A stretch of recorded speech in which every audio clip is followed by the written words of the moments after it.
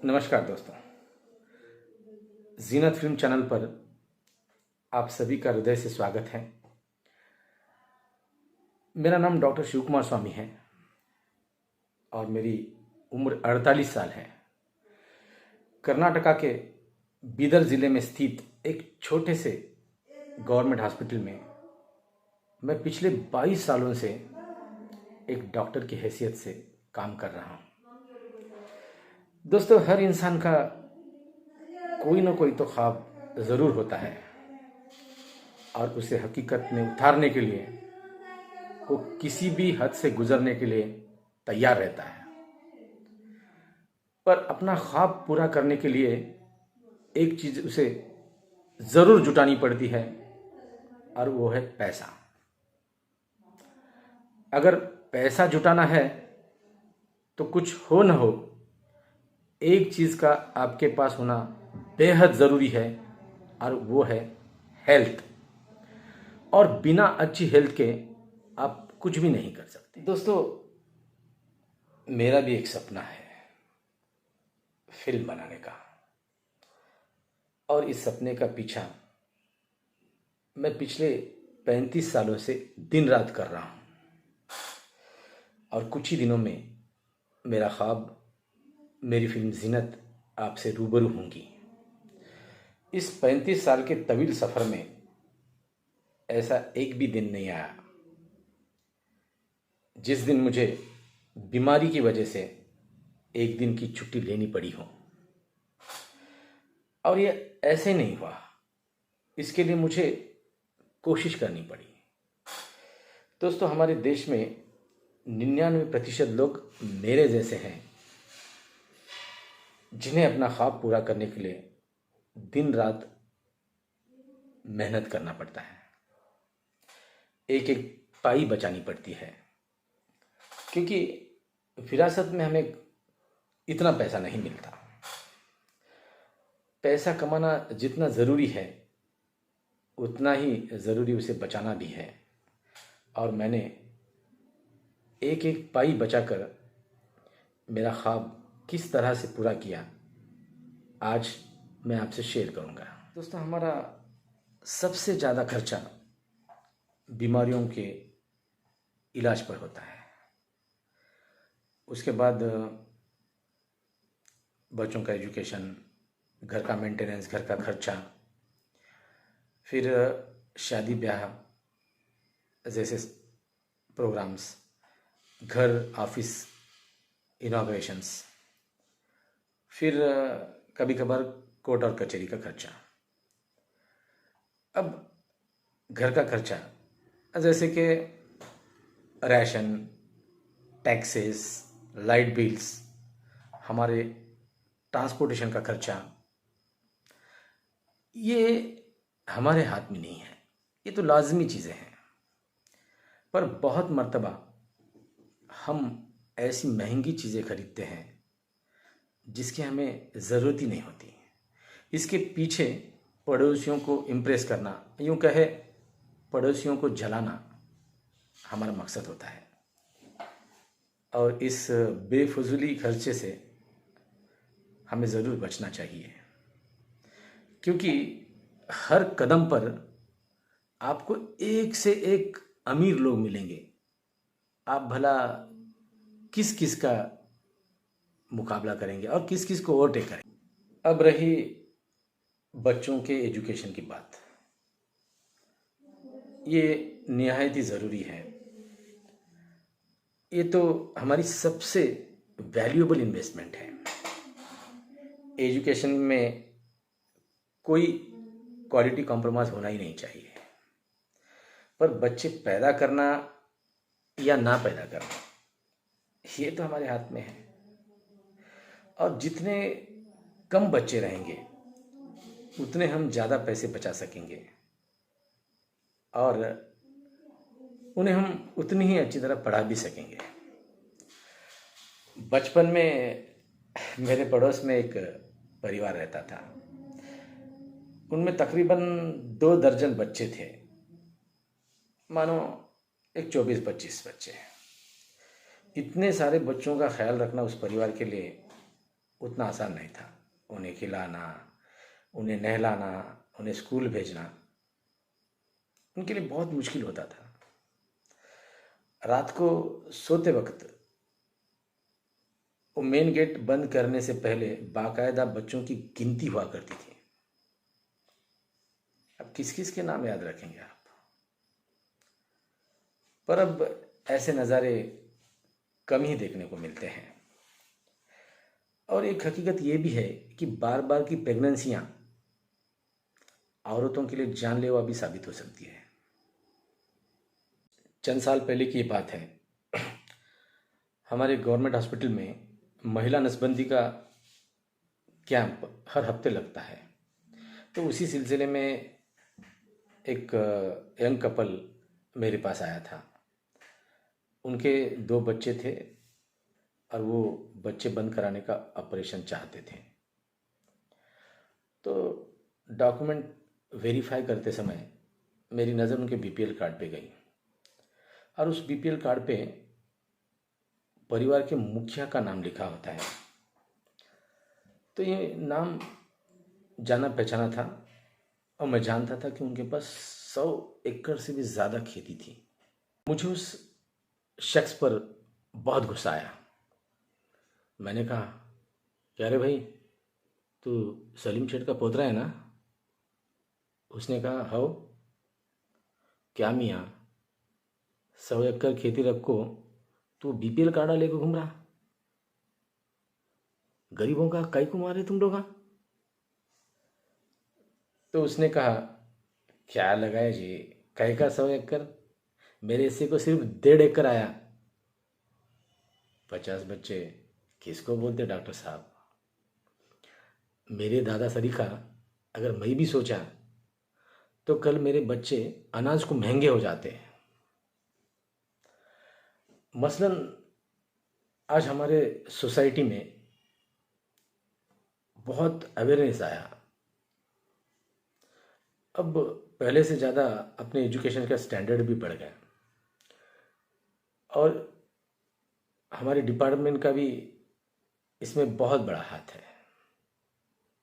ये अच्छी बात हो रही है। बहरहाल, हमारा देश उत्सव प्रिय लोगों का देश है। चाहे त्यौहार हो, शादी हो या फिर छोटे मोटे फंक्शन, हम इन्हें बड़े धूमधाम से मनाते हैं। और जहाँ शादी की बात आती है तो वो पूछना ही नहीं।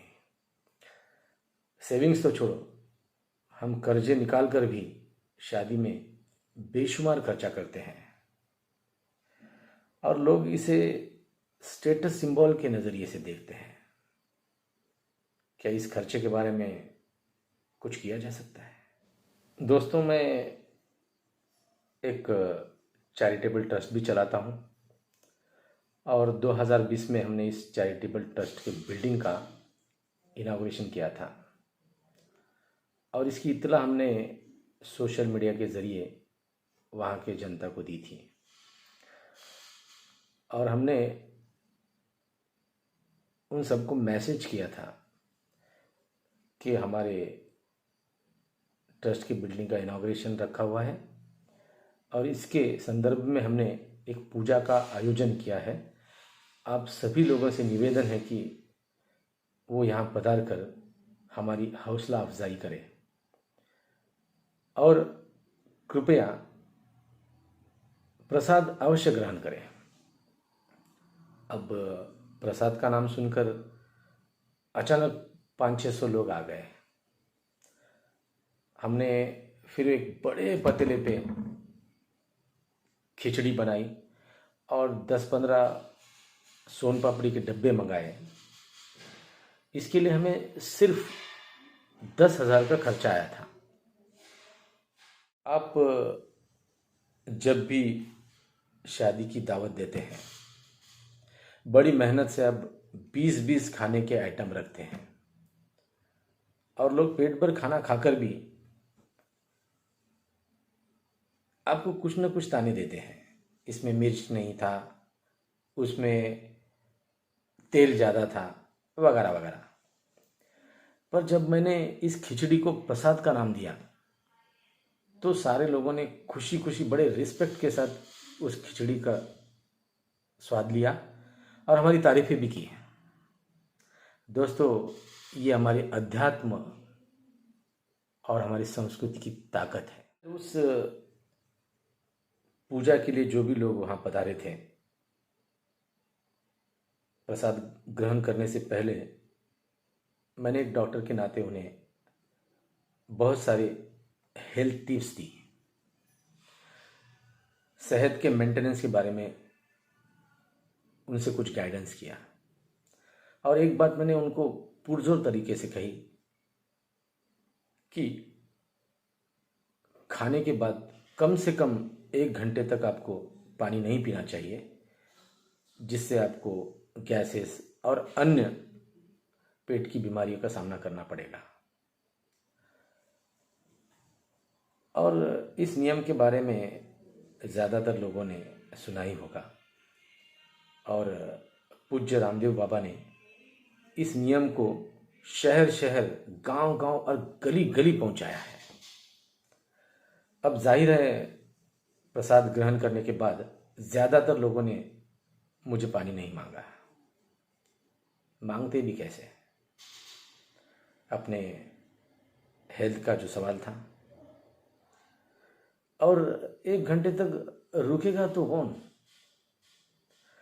और जिसने भी मुझे पानी मांगा उसे फिर से उस नियम की याद दिलाई गई।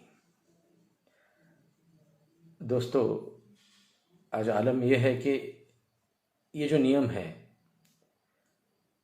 ये बहुत पॉपुलर हो चुका है और उसे बड़े बड़े सेलिब्रिटीज़, बड़े बड़े नेता लोग भी इसे फॉलो कर रहे हैं और इससे फ़ायदा भी हो रहा है।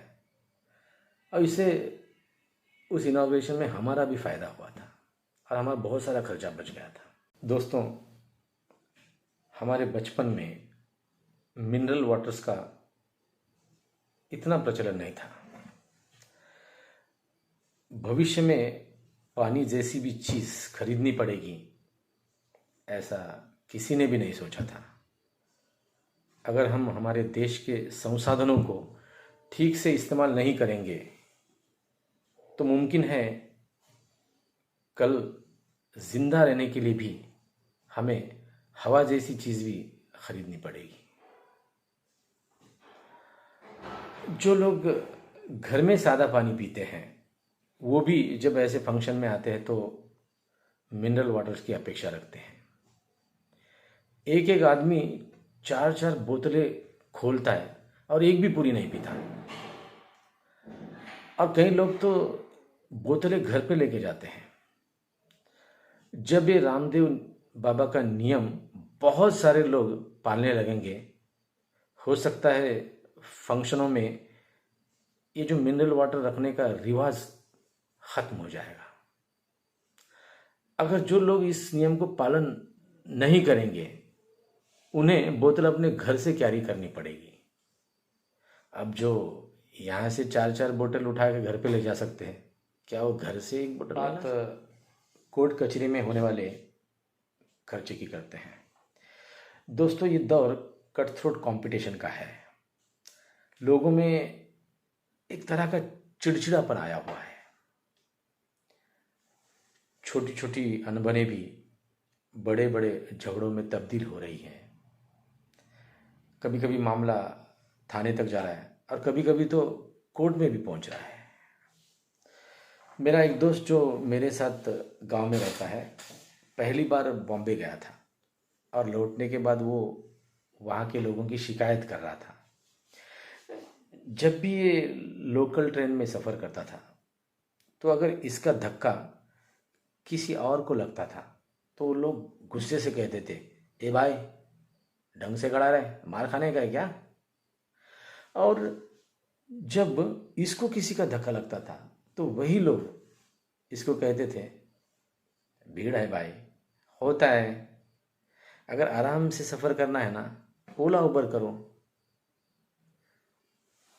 पूछ रहा था ओला उबर क्या होता है, तो मैंने कहा चुप रहेगा तो फायदे में रहेगा। दोस्तों, हमें अनबन को अगर जड़ से काटना हो तो सॉरी, माफ़ी जैसे शब्द हमें इस्तेमाल करने होंगे। और ये महज लफ्ज़ नहीं है, ये दुनिया के सबसे पावरफुल हथियार है जो आपका बहुत सारा समय और बहुत सारा पैसा भी बचाते हैं। बात करते हैं हॉस्पिटल के खर्चे की। आपका सबसे ज़्यादा खर्चा बीमारियों का इलाज करने में जाता है। दोस्तों, आप जब भी बीमार होते हो तो आपकी सेहत का बहुत ज़्यादा नुकसान हो जाता है। आपके साथ साथ आपका पूरा परिवार एक मेंटल स्ट्रेस से गुजरता है। अगर आप बीमारी से ठीक भी हो गए तब भी वो बीमारी आपके बॉडी पर कुछ न कुछ परमानेंट डेंट कर देती है। और जब तक आप हॉस्पिटलाइज रहोगे, जाहिर है आप काम पर नहीं जाओगे तो आपको पैसा नहीं मिलेगा। और आजकल इलाज बहुत महंगा हो चुका है पहले के मुकाबले में। बीमारी आपके सपनों के राहों में सबसे बड़ा रोड़ा साबित हो सकती है। इसलिए हमारी कोशिश होनी चाहिए कि हम बीमार ही ना पड़े। क्या ऐसा हो सकता है? जी हाँ, ऐसा हो सकता है। और हम बीमार ना हो इसलिए जो कुछ भी किया जाता है उसे हम प्रिवेंशन बोलते हैं। और prevention is always better than cure.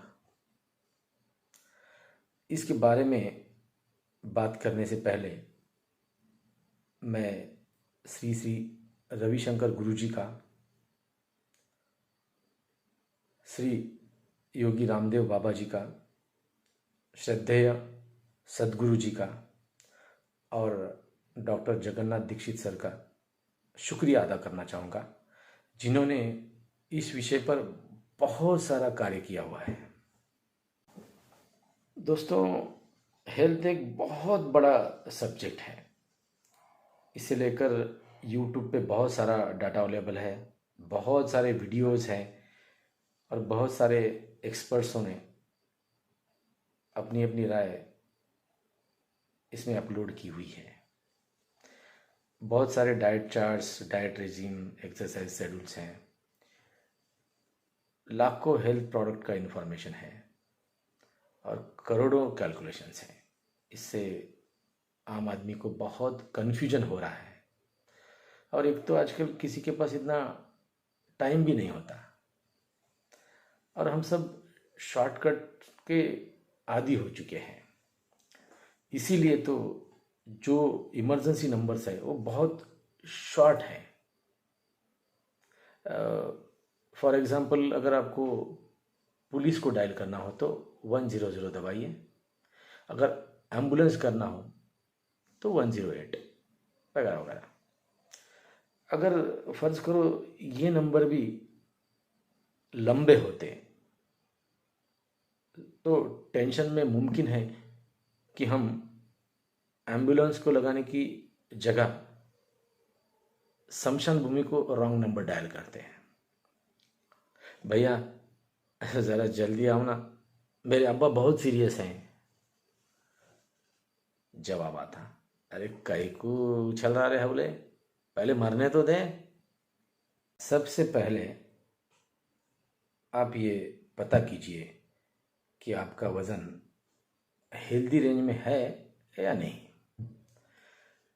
अब ज़माना नेट का है, ये सब अब गूगल पर चंद मिनटों में हम पता कर सकते हैं।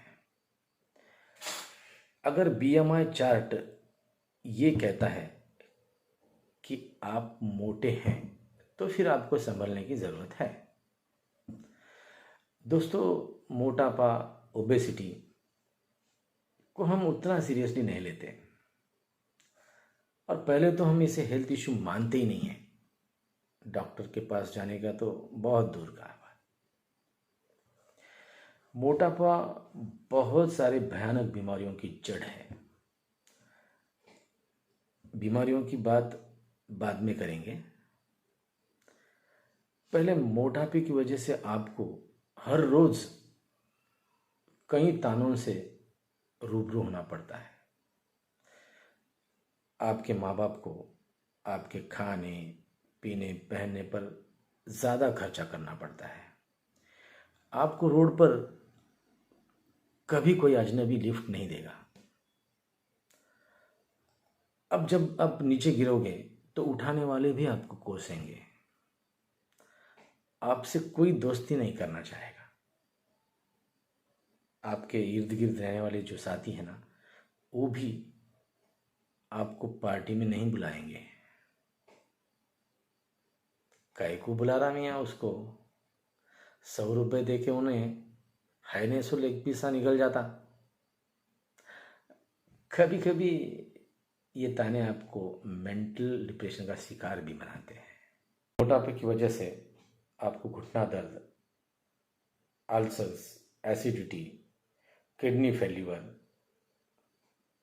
बीपी, शुगर जैसी हजारों बीमारियों का सामना करना पड़ सकता है। ये बीमारियां आपकी खुशहाल जिंदगी को जहन्नुमी बना सकती हैं। अब ख्वाब का तो छोड़िए, आपका जिंदा रहना भी दुश्वार हो सकता है। अगर ऐसी हजारों बीमारियों से आप बचना चाहते हैं तो आपको आपकी लाइफस्टाइल में अच्छी तब्दीलियां लानी पड़ेगी। पहले हम क्या खाना चाहिए उसकी बात करेंगे। दोस्तों, आपको हमेशा फ्रेशली बना हुआ खाना खाना चाहिए। माने अक्सर हम ऐसा करते हैं कि जब रात का बचा हुआ खाना सवेरे खाते हैं और सवेरा का खाना रात को खाते हैं। हमें ऐसा नहीं करना चाहिए। और खाने से पहले हमें हमेशा अच्छी तरह हैंड वॉश करना चाहिए। अगर आप नॉन वेजिटेरियन हो तो हो सके तो आप वेजिटेरियन में कन्वर्ट हो जाओ। एटलीस्ट आप ये इरादा करो कि आप सिर्फ महीने में 2 बार ही नॉनवेज खाओगे। आपको बाहर का खाना जैसे कि ढाबा रेस्टोरेंट का खाना बिल्कुल भी नहीं खाना चाहिए। अगर खाना ही है तो वो भी महीने में 1-2 बार। आपको स्वीट, फिर डेयरी प्रोडक्ट्स, फिर जंक फूड्स खाना भी मना होगा। अगर आपका बहुत मन करे तो वो भी महीने में 1-2 बार, इससे ज़्यादा नहीं। आपके खाने में फ्रूट, सब्जियां, ड्राई फ्रूट्स का इस्तेमाल होना चाहिए। ड्राई फ्रूट्स का नाम सुनकर मुझे एक मज़ेदार किस्सा याद आ रहा है।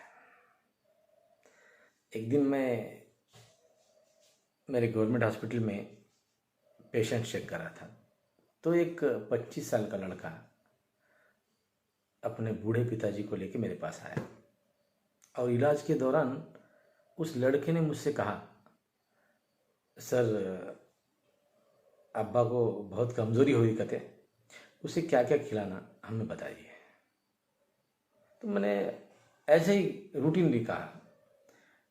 जैसे जैसे मैं एप्पल, संतरा, अखरोट, काजू, बादाम के नाम लेने लगा तो मैंने महसूस किया कि उस लड़के का जो चेहरा था उसका नूर धीरे धीरे उतर रहा था और उसके पिताजी का जो चेहरा है ना, गुस्से से धीरे धीरे लाल होने लगा था। मुझे पहले समझ में नहीं आया और उस पिताजी ने मुझे बादाम पर रोका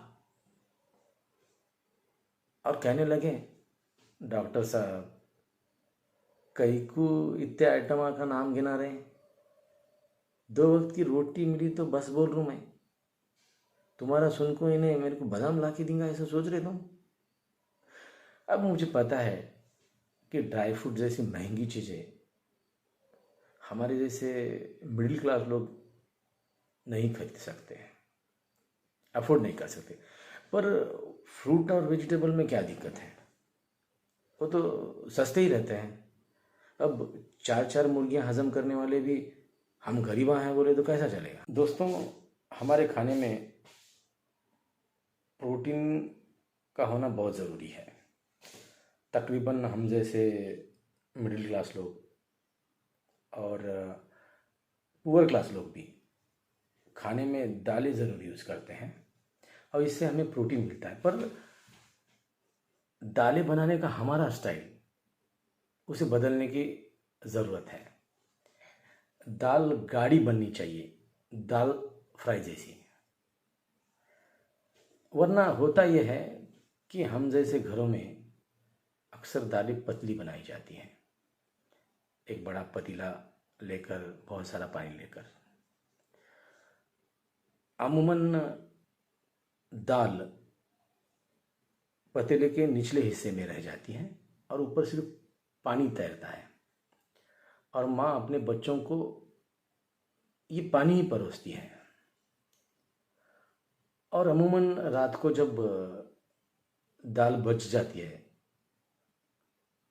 जो असल दाल होती है, तो वो जूठन के नाम पे भैंसों को परोसी जाती है।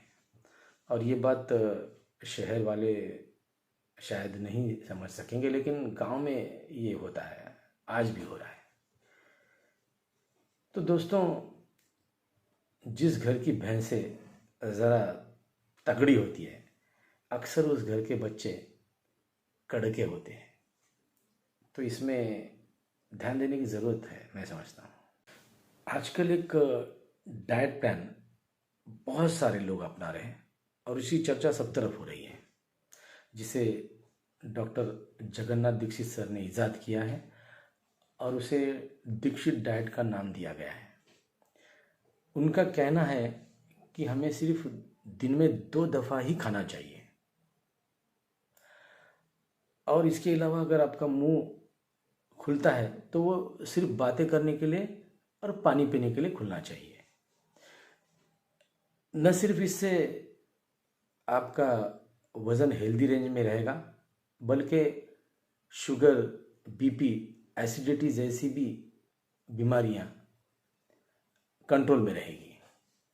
चाहे तो आप दीक्षित सर की वीडियोस यूट्यूब पे देख सकते हैं। कुछ महीनों से ये डाइट प्लान मैं भी फॉलो कर रहा हूँ और मेरे साथ बहुत सारे मेरे साथी भी फॉलो कर रहे हैं, और हम खुद को हेल्दी भी महसूस कर रहे हैं। अब मैं किसी शादी समारोह में जाता हूँ तो मुझे बिना खाए सिर्फ दूल्हा दुल्हन को आशीर्वाद देके घर पे लौटना पड़ता है। अब न मुझे किसी के शादी में खाने की ज़रूरत रही और ना ही लोग मुझसे गिफ्ट की उम्मीद करते हैं। अरे जाने दे रहे उसे, उन्हें दीक्षित डाइट वाला है, न काम का है न काज का है, हवला दुश्मन अनाज का है। तो दोस्तों, हमारे देश में जब ये डाइट प्लान ज़्यादातर लोग फॉलो करने लगेंगे तो एक तरफ बाबा रामदेव जी की वजह से पानी का खर्चा बच रहा है और दूसरी ओर डॉक्टर दीक्षित सर की वजह से खाने का भी खर्चा बच जाएगा। दोस्तों, खाना तो वही है जो आप बरसों से खाते आ रहे हैं, पर खाने का स्टाइल, उसका कल्चर बदलकर आप बिल्कुल एक हेल्दी लाइफ लीड कर सकते हैं।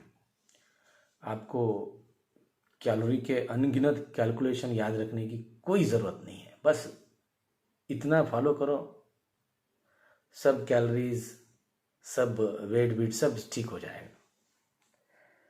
अब पानी की बात करेंगे। पानी के रास्ते और पानी की वजह से typhoid, cholera, jaundice, kidney disease, acidity जैसी बहुत सारी बीमारियों का सामना हमें करना पड़ सकता है। या तो आप पानी उबाल कर उसे ठंडा करके पीजिए, या फिर आरओ फिल्टर्स का पानी आप इस्तेमाल कीजिए। हमारी बॉडी में बहुत सारी केमिकल एक्टिविटीज़ हमेशा चलती रहती है। उसके लिए पानी की बहुत आवश्यकता होती है। इसीलिए कम से कम दिन में 6 से 8 लीटर तक हमें पानी पीना ही चाहिए। और हमें दिन में 2 बार नहाना चाहिए, 2 बार ब्रश करना चाहिए और नहाते वक्त कानों में कॉटन प्लग्स डालकर नहाना चाहिए। किसी किसी इलाके में सिर्फ हार्ड वाटर ही मिलता है।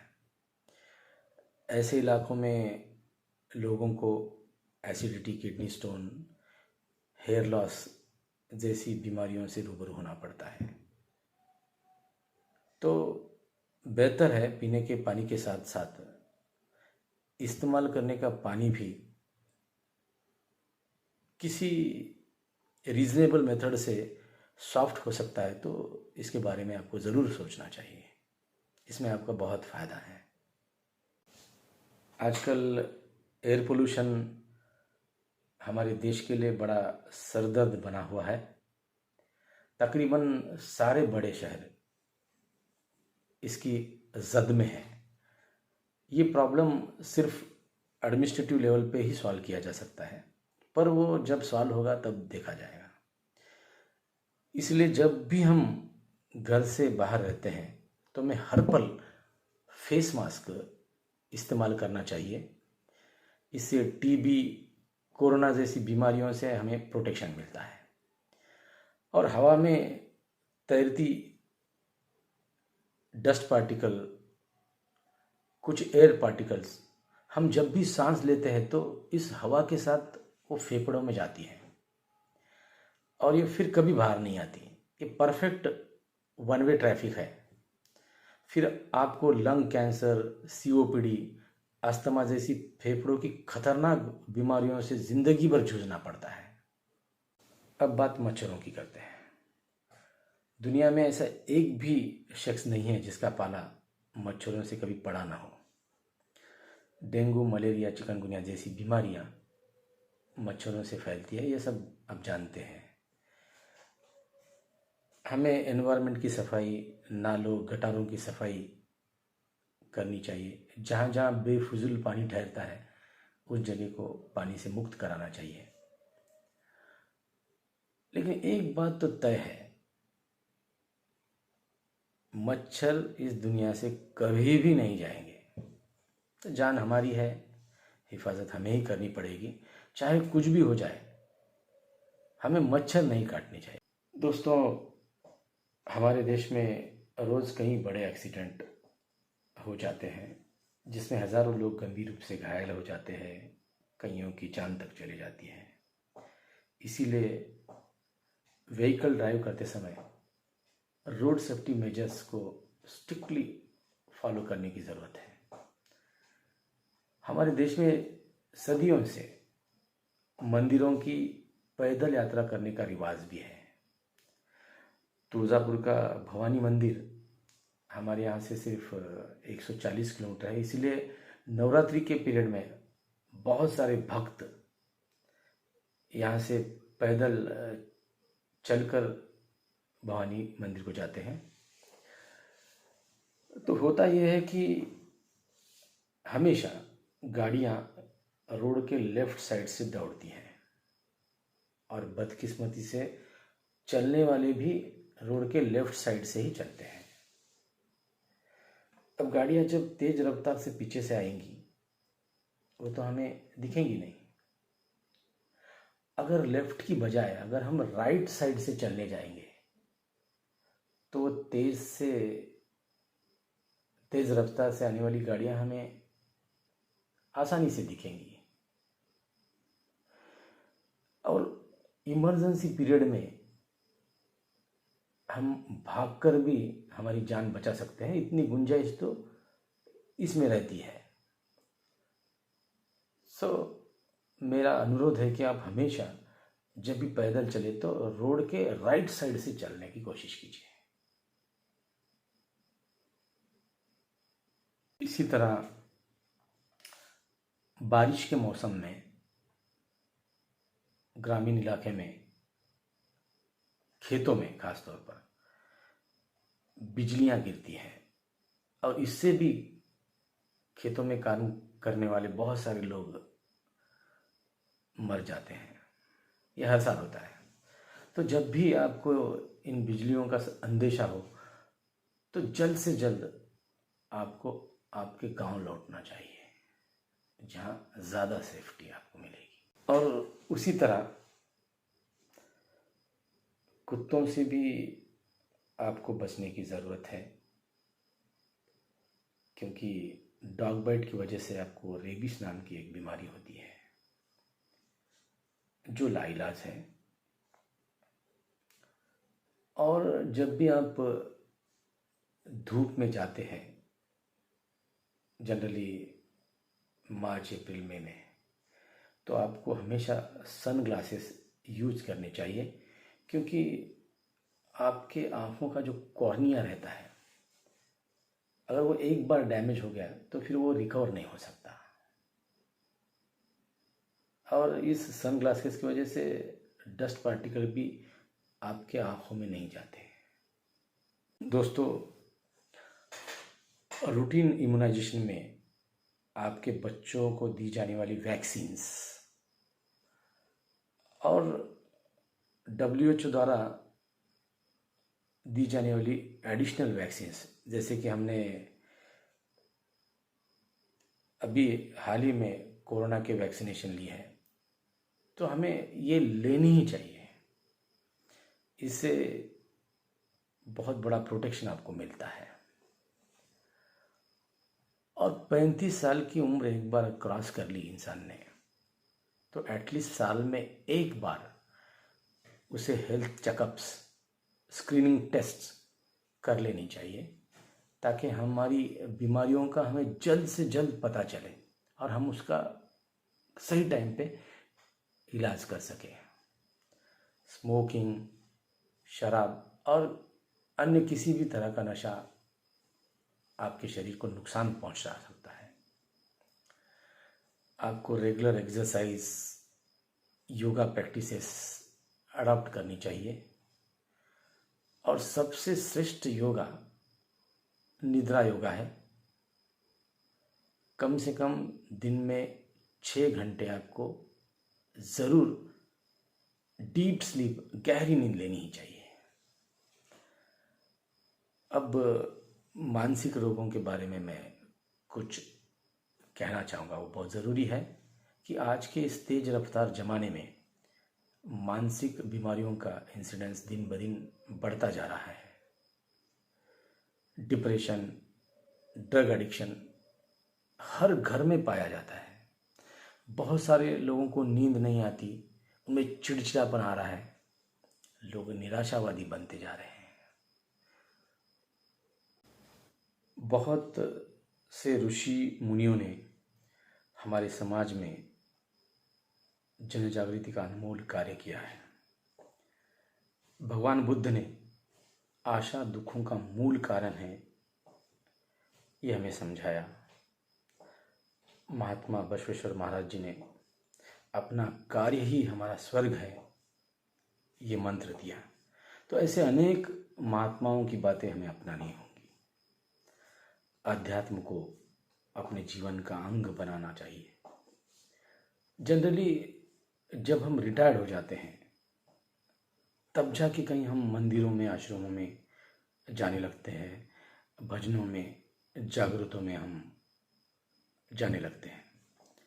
अध्यात्म आपकी जीवन में जितनी कम उम्र में जुड़ेगा, इतना आपका कैरेक्टर साउंड हो जाएगा। दोस्तों, हमें हमेशा ये बात याद रखनी चाहिए कि हमें सब कुछ छोड़कर इस दुनिया से एक दिन जाना है। दुनिया के बड़े बड़े उद्योगपति, बड़े बड़े सेलिब्रिटी जब उनकी उम्र ढलने लगती है तो वो समाज सेवा की तरफ बढ़ते हैं। उन्हें उम्र के इस पड़ाव पर महसूस होता है कि मन की शांति लोगों के दुख दूर करने में है, लोगों के काम आने में है। अगर आप किसी दूसरे के प्रति इतनी सच्ची सोच रखते हो तो मुझे नहीं लगता कि ऊपर वाला आपके ख्वाब पूरे नहीं करेगा, ज़रूर पूरे करेगा। दोस्तों, आपने मुझे अब तक सुना, मैं आपका बहुत बहुत आभारी हूँ। एक्चुअली मैं इस चैनल को कभी मेरे कमाई का ज़रिया नहीं बनाऊंगा। एक्चुअली ये मेरे जैसे मिडिल क्लास लोग या फिर गरीब तबके के लोग, ये इनके मेल जोल का एक प्लेटफॉर्म बन जाना चाहिए। और मैंने इस YouTube चैनल के डिस्क्रिप्शन बॉक्स में मेरे फ़ोन नंबर्स भी शेयर किए हैं। जनरली ख़ासतौर पर डॉक्टर्स कभी ये शेयर नहीं कर सकते क्योंकि वो दिन रात काम करते हैं। फिर भी आपको कभी भी किसी भी प्रकार की मदद लगेगी तो मुझे कांटेक्ट करना। मैं ये तो नहीं कहूँगा कि मेरे चैनल को आप सब्सक्राइब कीजिए, ये आपका चैनल है। मेरी विनती है कि आप आपके चैनल्स को सब्सक्राइब करें। धन्यवाद।